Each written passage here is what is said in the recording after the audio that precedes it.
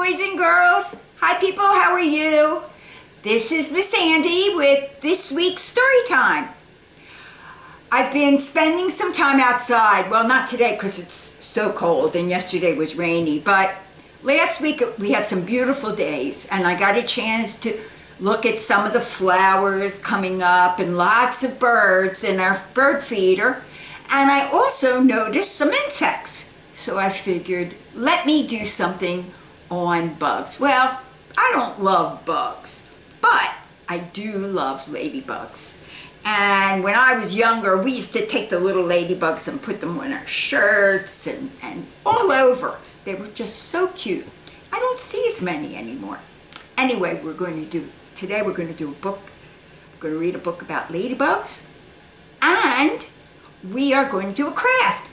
I also included some links for some ebooks that you could get for free from delcolibraries.org, or some information as well.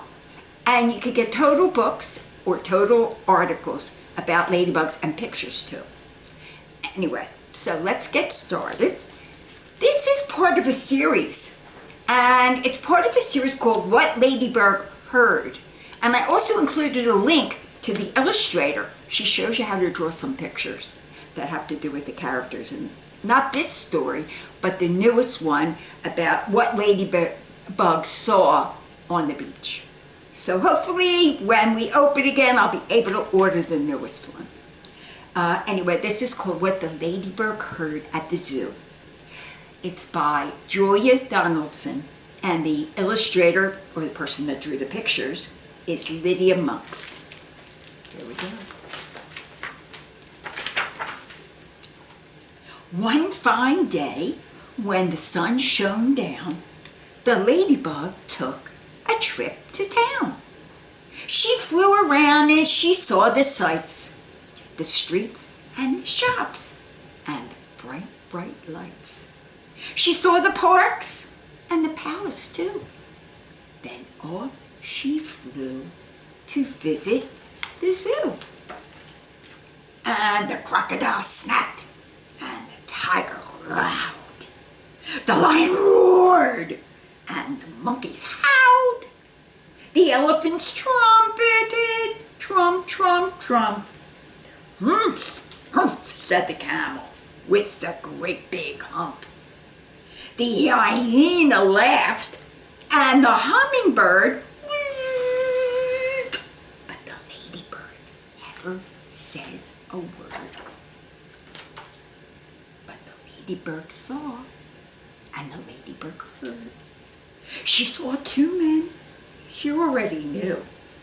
They were Lanky Len and Hefty Hugh. And she heard them chuckle. Ho, ho, ho. We're going to kidnap Monkey Joe. Oh, hide till there's no one else about. Then we'll pick the lock and we'll get Joe out. And if we give him lots of fruit, he'll do the job and he'll get the loot. The palace isn't far at all. Monkey Joe can scale the wall. He'll find out where the queen's asleep. Then tiptoe into her room. He'll creep. We'll open the sack and he'll steal the crown. We'll soon, be the richest man in town. The little ladybird spread the word about the plan she'd overheard. And the crocodile snapped, and the tiger growled. The lion roared, and the monkeys howled. The elephant trumpeted, trump, trump, trump. Humph, said the camel with the great big hump. The hyena cried, and the hummingbird buzzed. All of the animals, feathered and furred, said, no, no, no, no, no, no. We can't let him kidnap Monkey Joe. But the ladybird told them not to fear, and she whispered her plan in the monkey's ear. Then as fast as the wind, as fast as the bird, she flew to the palace and had a word with the queen's 2 corgis, the doggies, Willow and Holly. And one said, "Woof, gosh," and the other one said, "Woof, golly." And both the dogs agreed to do just what the ladybird told them to do. At the dead of the night, the 2 bad men, Hefty Hugh and Lanky Len, checked there was no one else about. Then they picked the lock and they got Joe out. They carried him off to the palace gate. They gave him a sack and they lay in wait. They watched him scale the palace wall and they muttered, "Careful not to fall." Then they rubbed their hands as they saw him creeping into the room where the queen was sleeping. Corgi Henry and Corgi Willow, who lay on each side of the queen's soft pillow, wide awake, they said to Joe, "Come out, monkey, off we go." Then they led the way while the queen still slept, and they showed young Joe where their bones were kept. Then they helped the monkey fill the sack, and they wagged their tails as he carried them back. Look at all these bones. They're gonna fill the sack right there.